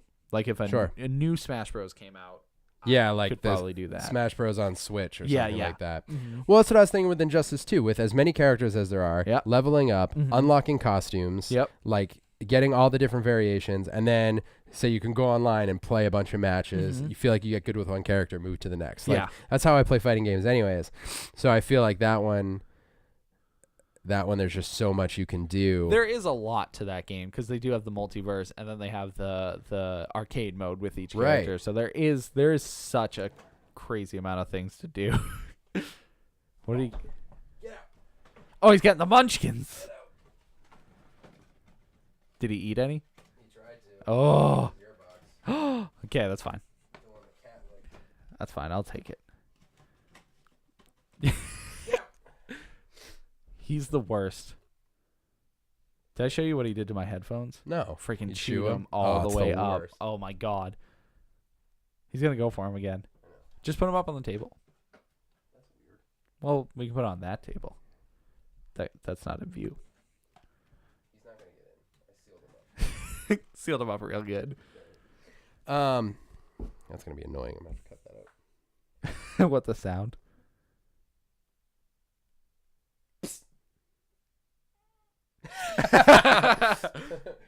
Sorry, Kat. He'll go for it again. What were we talking about? Totally. World record games. World record games. Yeah, I feel like so. Injustice 2 comes to mind. Just because of the variation. I wonder what the world record for And the is. challenge of continually upgrading. Like I thought of like Street Fighter or something, but you're not upgrading characters as you go. You know what I mean? Mhm. You're just playing and getting better. Yeah, with Street Fighter, I don't think it know what I mean? would be as interesting as Injustice 2. I feel like there's a lot more content. Yeah, So you'd have to pick out like a fully fleshed out fighting game. I think so. It would I have think to Tekken have- 7 or Injustice 2. Tekken 7 has a lot. So, well, it's essentially the same. Costumes, unlockables, leveling up online, and leveling up in the Oh yeah, You know what I 'cause mean? you have the 2 to level up. Yep. in the game itself, and there's just a lot. And then each character's so different. That's the other thing. Right, because you can learn each character. 100 hours is a lot of time. You could It is. You could become a master of a game in 100 hours. Right. That's the thing. And I probably could just with the one character that I've been playing. Yep. Actually, 2 as of recent. Mhm. I could just spend time leveling those characters up and getting better with them. Yeah. And I feel like I could blast through some time. Mhm. You know what I mean? So all right. No, I mean, I don't like Injustice as much as you do. I'd go Smash Bros, but that is not a bad decision. yeah, whatsoever. Smash Bros makes sense too. So many characters. Yeah. If at some point you get bored just like crushing with the characters you're good with, pick someone random who you've never been good with and try to get good. You know what I mean? I started playing as Zero Suit Samus the other day. She's actually pretty good. Dude, I know. I love Zero Suit. I know you know. So great. I don't always do as well with her as I want to, but I also am pretty out of practice. But she's a great character. She is wicked cool. Yeah. Yeah, so Zero Suit. Okay, so longest. What about the quickest game you think you can beat the quickest? Did we talk about this already? We might have actually. I don't think so. But, well, I'll throw it out again just in case. What's yours? I could probably beat Sonic Adventure. Maybe. Maybe not, actually. There's some games I can beat pretty quick. Something with a story mode, right? Yeah. Can't be like... Yeah. Yeah, I mean... Probably... I know there's some arcade It's games. hard because some games just aren't as long as others. Right. Probably the first Resident Evil. You think you can do that one the Yeah, quickest? because I've played it recently. Mm-hmm. I think I could probably blast through that one pretty quick. Yeah. Outside of that, yeah, I think that would be it. Because Shadow of the Colossus, I know I can beat. I've done it multiple times. I don't know if I could do it as quickly as I could with Resident Evil. Yeah. That would be a tough game to speedrun. Just because the battles take a long time. Yeah. And that's the whole game. Yeah, I mean, that's So, it. Yeah. Yeah. The remake just came out today. Oh, it's out already. Tomorrow. Tomorrow's Tuesday. So. You gonna get it? Oh, it's on its way already. Man, I can't wait. Maybe it came out Friday. I don't remember when it came out. But anyways, yeah, Shadow of the Colossus would be fun. I bet there's one that I've beaten quicker because I think I've just beaten like certain games so many times that I'm just like, oh, I know. But Sonic Adventure is one that I can pick up and I could probably play that for 100 hours too. Yeah. Even though I could probably finish the game in like 25, like do everything 100%, I could probably play through it a few times. Keep playing it. Yeah. That's what I was trying to think too. Like, what's a game I could play through a lot? Ooh, that reminds me. We were talking about Shadow of the Colossus. Yeah. They added, nobody knows what it is yet, but they've added these shiny tokens in the game that you can pick up. Okay. And there's only a certain number. Nobody knows what you do when you collect them all, though. Nothing happened. Because there's early reviews and stuff, but they might unlock a new Colossus. Could unlock a new game mode. Could be a trailer for Shadow of the Colossus 2. It could be anything. Nobody knows. But the fact that they added in some new stuff into the game. Something. Yeah. And it could be nothing. It could just be like a trophy for all we know. So, but nobody knows yet. And nobody knows if they've collected them all. Because the game's not out yet. Or reviews are out. I've seen people play it and stuff, but I don't know if it's actually out or not. But, yeah. But it's a big hunt for the secret coins, whatever it does. So. I need to play it. Mm-hmm. Back to the longest game. What about picking something that is like so all-encompassing, like The Witcher or Skyrim, or something that you could just put a ton of hours into? The Witcher. You said it already. That one. You put over 100 hours into that. Yeah, that's over time. But yeah, say if you have like a record to beat or whatever, and you know, any concerns about how much time you're taking, like that's literally your goal. Maybe picking a game like Skyrim or something like that would be helpful because there's just so much you can do. You know what I mean? Yeah. The Skyrim record, like the longest playtime must be insane though. Probably. Like it's such a popular game and there is so much to do, but it's more of a like physical world record because you have to be able to like not get blood clots. You have to make sure you're hydrated. You have to stay awake. Yeah. Yep. So maybe it's just like every game's only 100 hours because nobody can stay awake longer than that, you know? Right. But there are so many games out there. You could probably pick a new game that comes out or like a game nobody's played or an indie one and get the world record for that. Yeah. Which is funny to think about, you know? I know, that is. Longest time played. And it might only be like 15 hours because nobody else has attempted it before. We should try to get as many records as we can. We can. I want at least one world record. Podcast one. Well, yeah, that'd be great. You know how cool that would be? Yeah, I do know how cool that would be. Well, it's just a long time. It's a long time. How many hours was it again? 72? Or was it 48 and we wanted to hit 72? No, I think it was 42 and we wanted to do 48. Oh, okay. It was full 2 days. Yeah. I think it was 42 hours is the record. Longest podcast. Have you ever stayed up like 2 days? The longest I have stayed up is probably like 36 hours. Oh, that's pretty long. Because I pulled an all-nighter and just stayed up the rest of the day too. Yeah. As to how late, I couldn't say, but it was probably pretty close to 24. Yeah. Yeah. Whew. That's impressive. Yeah. I've really trained myself to do it. Yeah, me neither. And I mean, we gotta figure out what the rules are. 'Cause, Right. Can we get up and go get food? Can Bathroom. We would How does have that to go work? at some point, Yeah. unless you eat very minimal things. Ba-ding! Don't read it right now. turning it off? Oh, I didn't know it was on. Oh. Yeah, man. Mm-hmm. World records, they're interesting. World records. Yep. So I feel bad for that Q-Bert guy. Oh, it's rough. It's Yeah. so rough. I just couldn't even imagine. Dude. Mm-hmm. Dude. So you know it's a relatively short game. What is a relatively short game? Have you ever played Deadlight? Run, Randall, Run. That's the one. Yes. Okay.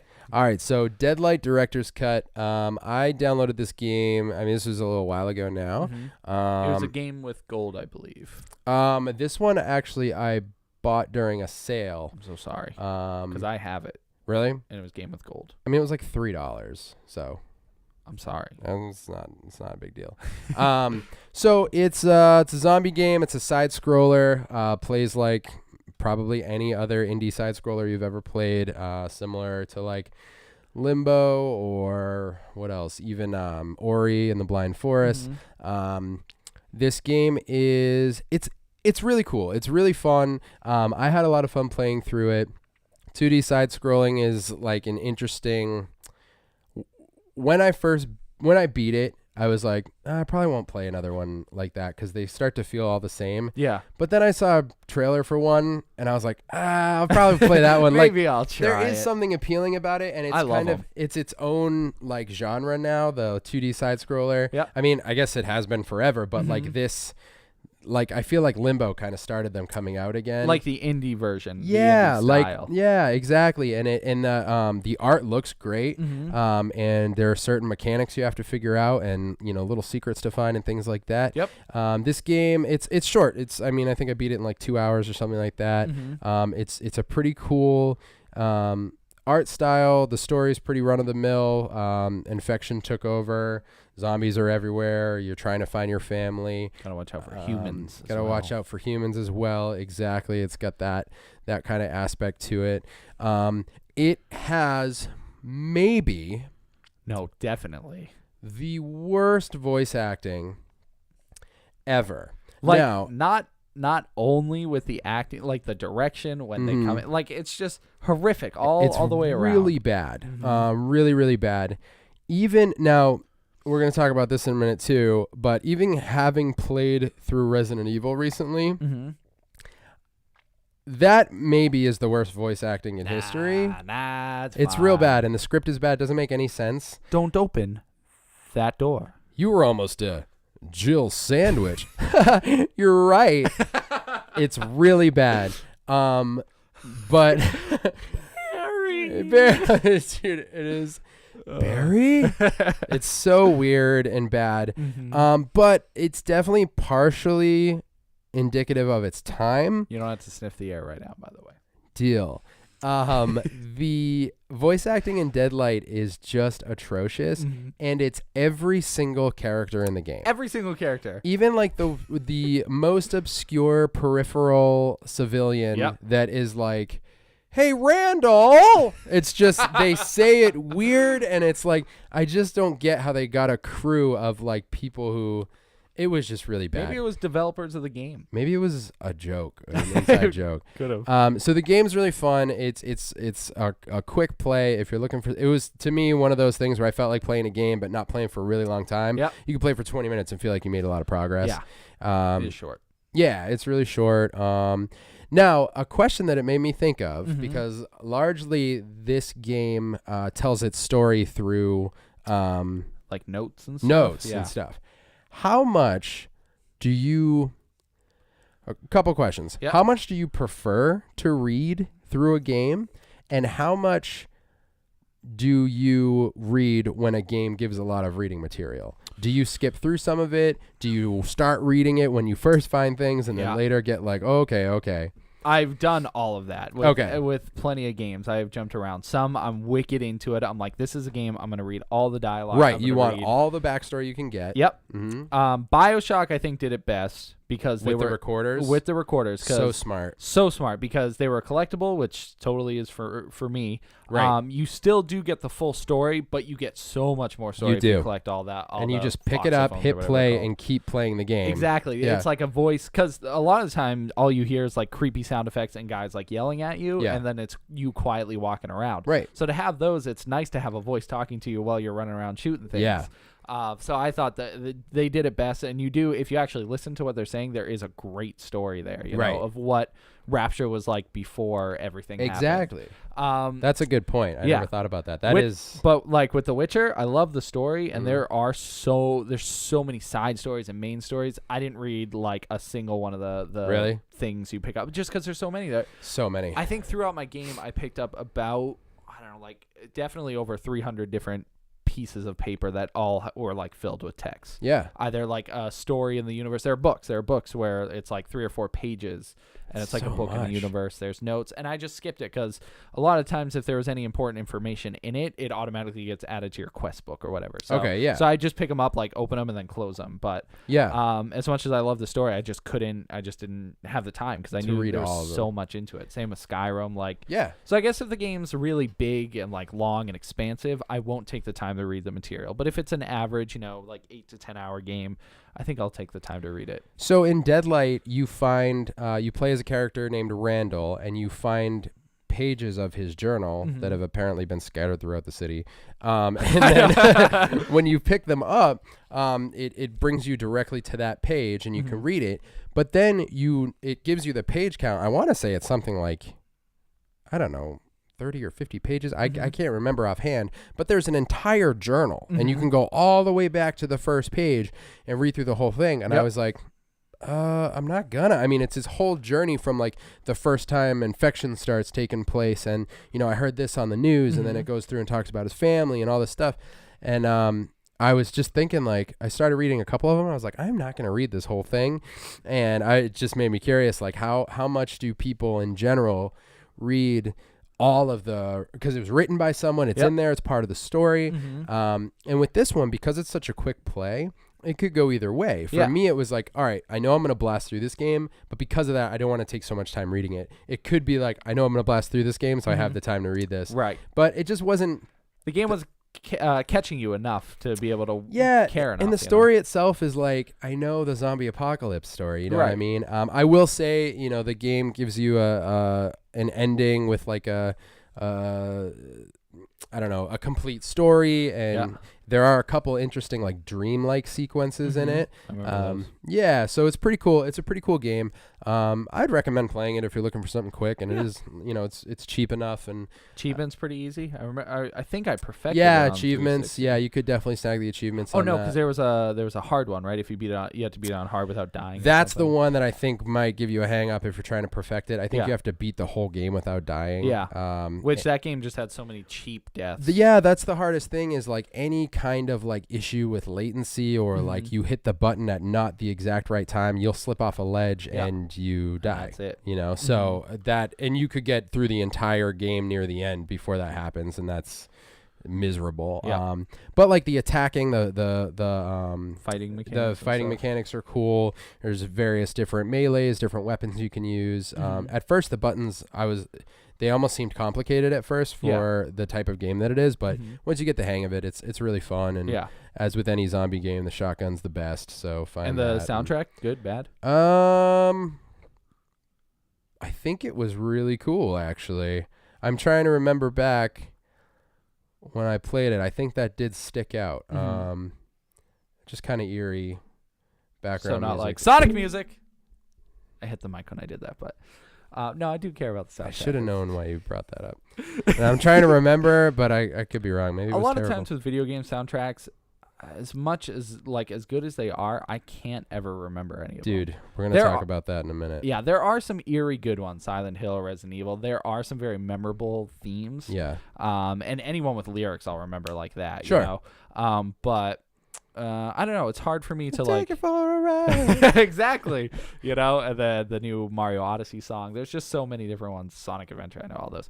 But yeah, it's so weird because there are some that I can pull out and be like, that's that. But otherwise, it's hard for me But I'm not, I'm not a huge music guy. Well, so. a lot of them nowadays are so orchestral, like Halo, Gears, like all those games, Call of Duty, they're all like orchestra driven. And I have gotten more into soundtracks in general in the past like handful of years. Probably starting with video game soundtracks, and then it's been a while now because the BioShock soundtrack really took me, and then maybe even before that, the Silent Hill soundtracks I was a big fan of. Did that ever come out on vinyl? Silent Hill? Silent Hill, yes. Mondo put it out. I couldn't get my hands on it. Mondo. It was like $50 or something, but the layout was unbelievable. Yep. I'd love to have that. Yeah. But anyways, and I was really into we talked about on the podcast, the Sinister soundtrack and stuff like that. Anything that's like really atmospheric. And so I do pay attention to that a little bit more now than I used to. But a lot of them, like, like a lot of almost like every first person shooter has like an orchestra, like orchestral soundtrack. And then a lot of the survival horror games have like really cool, creepy, atmospheric ones. Yeah, I think those are my favorites, the survival horror games, or any horror games, just because it's the most memorable. Like, yeah, it really is. It just really sticks with you more than anything else. So. Totally. Yeah, so I'd say that game's worth a playthrough, and I'll slide right into... I've been crushing through Resident Evil lately. Now, I will say what's interesting is when I was younger and I would play Resident Evil, I started with the first one. So I'll keep y'all updated on this. Yeah. But I plan on just playing through every single one. I've showed Tim my list right before the episode. It's longer than one might anticipate. It's freaking big. Now... There were a lot of different versions of the game. So what I did is I have Resident Evil 1, 2, 3, and Code Veronica, the original releases. Well, Code Veronica is actually Code Veronica X on PS2. But so I'm just playing through each one. I started with one last week, blew through that pretty quickly. And as a kid, when I would play it, the reading material, I would be like, I'm like not going to read through all this. Yeah. Now I'm like, I have to read it. And it's great. And it is wicked good. I think it's a really, it's a good amount of material. And now knowing a lot of the story already, it's fun reading through them and being like, oh, this is interesting. So I beat that last week. But just as Jill. Just as Jill, yeah. And my plan is to go through and get different versions. The games, we were talking earlier, the games are like, they feel so ahead of their time. And I totally get why they're as timeless as they are. Because both 1 and 2 came out with 2 characters. And you can play through the game so many different times for so many different reasons. Yep. Doing something as subtle as, as Jill in the first one, you start in the main hall of the mansion. You can follow Barry. You go into this dining room. For anyone who doesn't know, like, this is just like the iconic beginning of Resident Evil. You go into this dining room and you have options here. You can leave the room while he's inspecting a pool of blood, find a zombie, come back, and then Barry will shoot the zombie. Or you can leave the dining room and go back to where you came from, and Wesker will say something like, I forget what it is. It's like, if you hear anything, come back here, or something like that. Right. And then you go back into the dining room, and then you try to leave again, and Barry says, oh, losing courage already? And then you go back to Barry, and the zombie just comes out. Oh. And then Kenneth, who is the STARS member that the zombie's eating, regardless, if you do the first set and you go in and find the zombie, Kenneth is essentially he's dead. Yeah. But you can pick up some items off of him. If you do the second set of actions, Kenneth is half eaten and you can't pick up any items. So he's still alive? No, he's dead. Oh, okay. He's dead, but you don't get any items. And some people say the game's easier from then on, but I haven't been able to confirm that. That's so crazy. I never, ever, ever knew that. Yeah. So there are all these little things. There is a sequence where Forrest, who is one of the STARS members, you find pecked to death. Yeah. And he has the bazooka. Yeah, the bazooka. There's a sequence you can get where he comes to life and attacks you. Have you ever seen that? No. Me neither. I don't know any of these things. So I've been doing a lot of research because I'm like, I want to do as much as I can. Yeah. I unlocked the outfits, which that's one thing I had never done. You beat the game. There's a way to save everybody that you meet in the game, or at least, attempt to. Yep. And if you do that, you get a special key after beating the game. And then you play through as that same character, unlock the wardrobe. You can change clothes. So I did that with Jill, which is pretty cool. What outfit did she get? Did you check it out? It's just like a black top with, I think, like denim shorts or khaki shorts or something like that. Yeah, it's pretty cool. But yeah, so there's all these different ways that you can beat the game. And then that's just playing through as Jill. With Chris, you can go through and you can get all different, multiple different endings with each character. Yep. So I played through with Jill the first time, and I started 2. I'm going to play through with Chris, I think, on the director's cut. There are like 8 different versions of the first game that came out. Some I won't play, like the PC version and stuff like that. But like the PC version came out with completely unedited cutscenes. So there are longer cutscenes of like the zombie eating Kenneth and like different things that were like just deemed too violent. That's still kind of cool though. Yeah, and I think you can look them all up on YouTube. But, the ones we got in the US on PlayStation, I think is mostly, they're all edited. Right, because probably just to save space. Yeah. Director's cut, well, I think, and gore. But the director's cut too, I think, has some longer scenes. That's another game that the voice acting and the acting in all the cutscenes is atrocious. I mean, it is so bad. It's really, really funny to watch. But the game's great. I mean, Resident Evil, the first one's great. And then starting the second one, I thought I actually beat Leon's disc today. So Resident Evil 2, you get 2 discs. It's not, it is and it isn't a continuation between discs because I beat Leon's disc and it credits roll and then you save and it saves as Claire B, and then you go to Claire's disc and you start the game again, but it's a different game. You're playing Claire's side of the story. So you go a different location, direction? You're in the, so what happens is the opening sequence is you, as Leon, you meet up with Claire, and then you guys get into a car accident. You get separated. Right. So you go Leon's direction. When you start the second one, you see some of the same sequences, but not entirely. You get it from Claire's perspective, and then you separate, and you have to get into the majority of the game takes place in the police station. So you have to take a different route to get to the police station. What I did not realize, which is super cool, is if you play through the game, you have an option. You can play through the game as Leon first, and then when it saves as Claire B, you play through that game, and it has some changes based on what you did in the first one. That is so cool. Right? Yeah. Or you can play as Claire first, save it as Leon B, and then the opposite happens. And then the opposite happens. Wow. And you get multiple different endings. So can you get different endings depending on who you start with and who you end with? Yes. So there's potential for, let's say there's a good and bad ending. You could get a good and bad ending for Leon and a good and bad ending for Claire. I believe so. And then if you switch characters, so is there 8 endings? That's a good question. I think whoever you end the game with, I guess. Well, because Leon would get an ending on the first disc.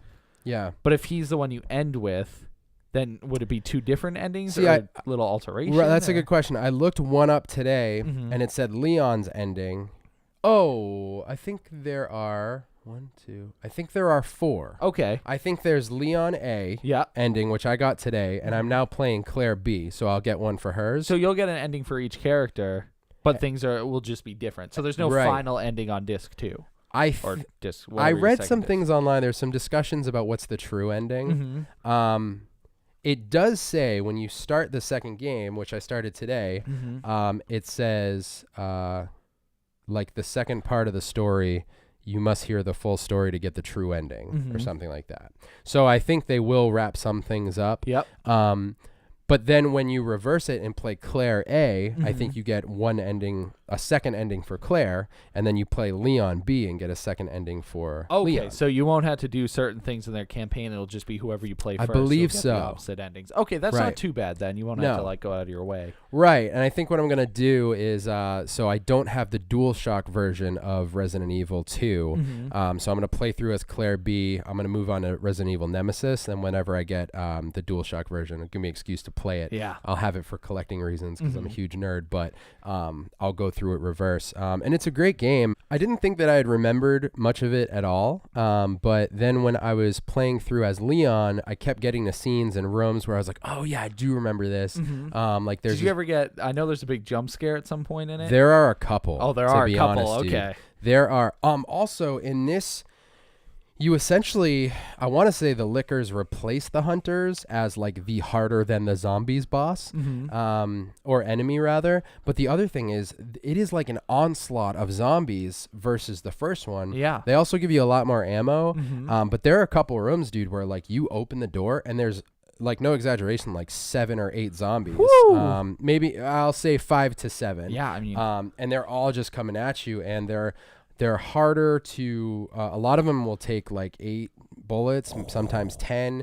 If you have the shotgun, then and you can line it up right, you can get a bunch of headshots at once, which is cool. Yeah. But it really depends on what you have. I will say I'm clearly overly reserved with things. I beat the game with Leon with 5 first aid sprays. oh my God. So maybe 4 and 1 like full herb or something. But we've just been trained to friggin' not trust the game and to make sure you keep everything in storage. Exactly. And when it ended, honestly, I was surprised. I was 5 hours in, which I didn't even realize. But yeah, man, the lickers are no joke. Those things are super tough. There are a couple hallways with like 3 of them.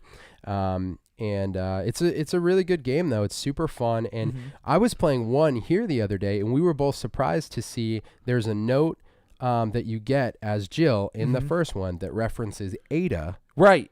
Ada Wong, and it just says Ada, but it's Ada and John. And but you her have to connection. Use that. I just freaking. She is getting revenge for his death. So in the second one, Yeah. you meet Ada in the second one as Leon, and she's a major part of the whole story. Yeah. And you actually, I mean, this is a spoiler. Should I just give a spoiler? I mean, the game came out when? I know, but it's pretty cool. That's the other thing is I've played, starting back with 4. Well, I've played, I guess, all of them except beating 2. Yeah. But going back now, at least in the core games, I haven't. So a lot of spin-offs I haven't played. Yeah. But I'm excited to go back because I'm getting pieces of the story, and I'm like, man, you play as Ada as like one of the main characters in 6. Didn't even. And then in the first one, you see her name for the first time, but she's not in the game. Yeah, and honestly, I mean, she's been sprinkled throughout the games. I didn't know her story because I didn't play 2. Right, Like, that's her origin. Yeah. So you hear about her in 1, then 2 comes out, and Ada is in the police station because she says her boyfriend's been missing, right? Bless you. Sorry, I was trying to fight that. Yeah. Leon meets her, and you play as Ada in the game, which is super cool. That's incredible. And I remember that, especially around that time, being like, oh, you switch characters in the middle. That's crazy. That's nuts. So not only do you play as Leon and Claire, but you run around sometimes with both characters. When you run into Ada, actually, you're not with Claire at any point. Oh man, I'm remembering some things that I found that I didn't actually end up using. So it's just so many like pieces to the game. So Ada is, she meets up with Leon, and she says she's there looking for her boyfriend because he went missing and all this umbrella stuff and everything. And then you find out later that she's an operative, and she's actually there to retrieve the G virus.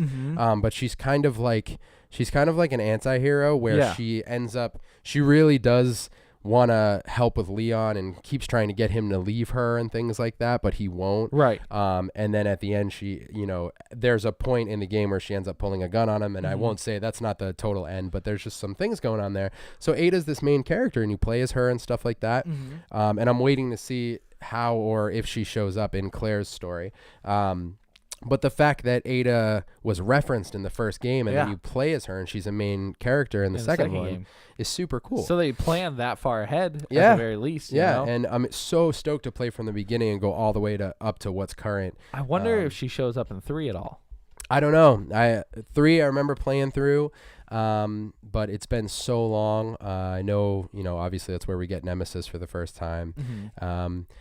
The second one, what's really cool is just playing as Claire I'm probably an hour in maybe.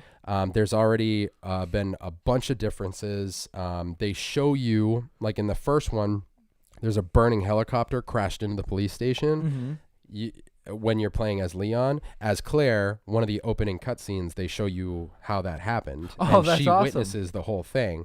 And then, there's so many main differences. I've already gone into rooms and met characters that you never see with Leon. So it's not like just gone or whatever. Yeah, and it's not just replaying the whole game with a different character. It's legitimately different. You have to do different things. You have to like I said, you go into rooms that you don't even know are there as Chris because I'm sorry, as Leon because you don't go to those sections of the building. Yeah. And there's already like a main enemy character that just gets literally dropped out of a helicopter, and I have no idea who it is. And you don't see him as Leon at all. You hear him, and they replay that scene as Claire, and you hear the same noise, but you never see him in Leon's campaign. Oh, okay. So I don't know. Anyways, I'm just kind of like fanboying about it, but the games are so great. Yeah. They hold up. I'm really enjoying playing 2. And like I said, when I beat this one with Claire, I'm going to move on to Nemesis. And then the next one I need to get is Survivor, which I've never played. Oh, yeah. But I also might need to get... That was a light gun game, wasn't it? Yeah. Yeah. So I know that's the thing. You can't play light gun games on HD TVs. There's something with the just how the screen is. It won't register the gun. Oh, shoot. What am I going to do? You have to get a old TV. Whatever they're called. Tube. We had one. We just brought it to the dump. Like I can find one. Yeah. They're everywhere. Interesting. I might need to do that. Yeah, because I want to play through every single one of them with the spin-offs and everything. You can play it with a controller. You don't need a light gun. I know it's not fun though. I know. I got the Super Nintendo game the other day. That's it's a light gun game. Yeah. But playing it with a controller is fine. But I think you need the Wii Zapper or not the Wii Zapper, okay. the Zapper or whatever. I don't know what they had on Super Nintendo actually for a gun. Oh, I forget what it's called. I remember what it looked like. But they did have one. Yeah, they did. It was super cool looking, actually. Looked like a bazooka. That's cool. Yeah. But anyways, yeah.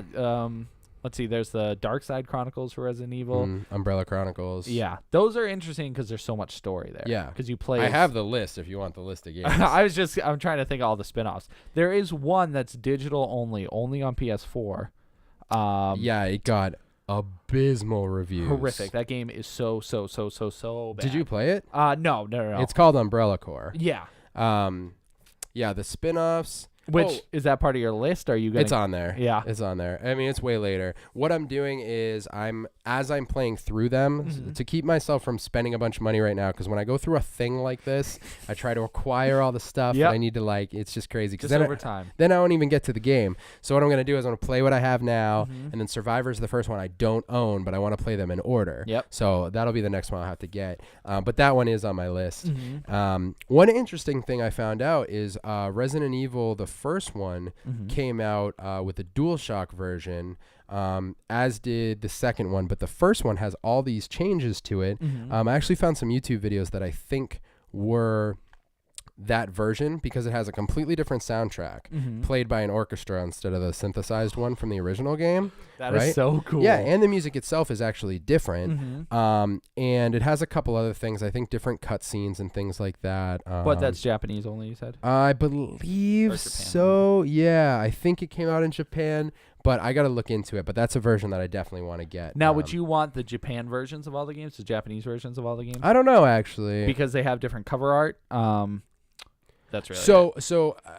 Yes, my goal from a collecting standpoint is I want to get like the original release version of every game, whatever we got in North America, and then anything peripheral, I'll take it. Like there are certain I want to get the main releases of each game, like Zero and the remake came out on GameCube, but they also came out on the Wii. I definitely want the GameCube versions. Eventually, I'd like the Wii versions, and they're on modern consoles physically. Like those I have written down too. I think I'll get, but they're in collections, so they have the Origin collections, 1 or 0 and 1, and then the 4, 5, and 6 are on there. And I'm hoping to replay them all. Eventually. Plus, they all have achievements.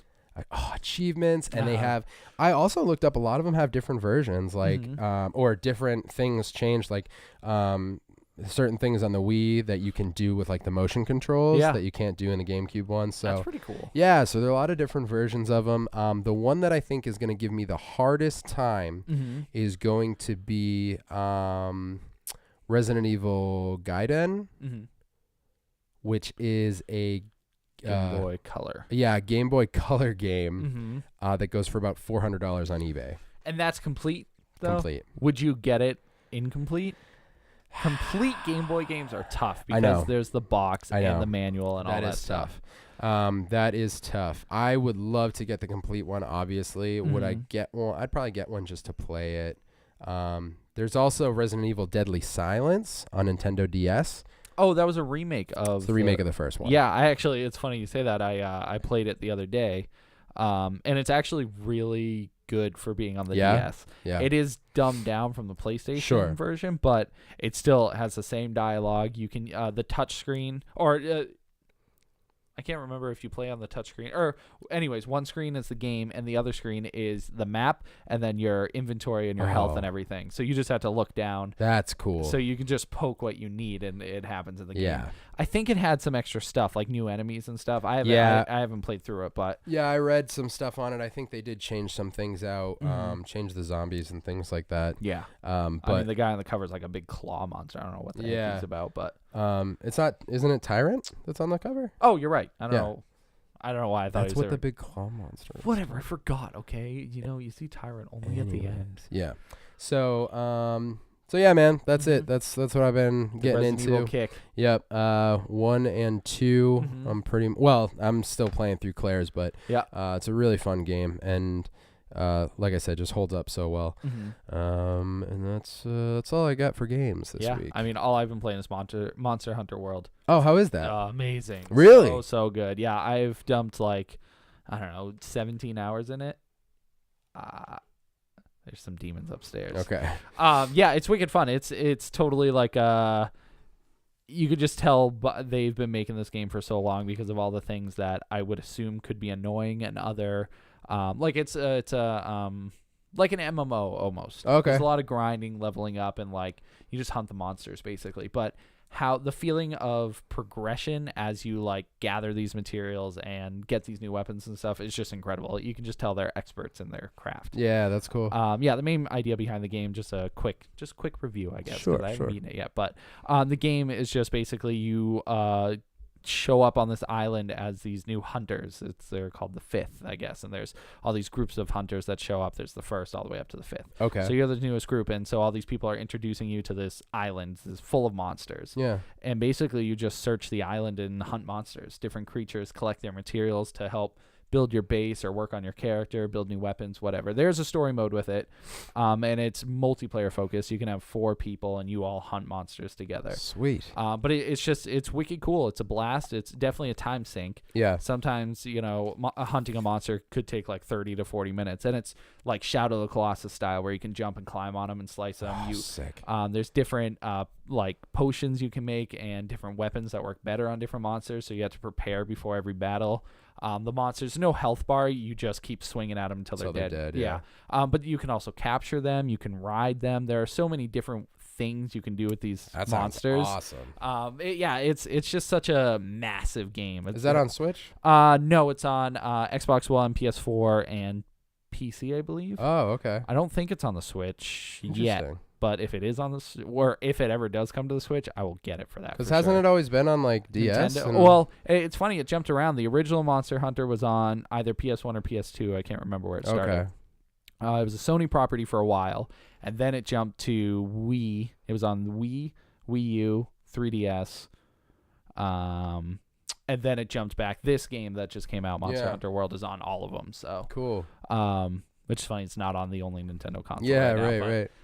But anyways, it's a blast. I suggest anybody to get it. It's blast with friends, blast by yourself. It's just so good. That sounds great. Mm-hmm. Yeah, it's awesome. That's all I'd say on that. It's beautiful. All right. Mm-hmm. Play Monster Hunter. Play Resident Evil. Yes, dude. Mm-hmm. Oh, I just want to play Resident Evil. Just for days. It's so good. It is so good. I might play 2 just because of how excited you are. You about should, playing man. Things. Yeah. You should. And Nemesis, I got to go through again. Just start at 1. Just start at 1. I already did 1 recently. How recently? Like recently enough. The one with me? Well, no, I played the remake.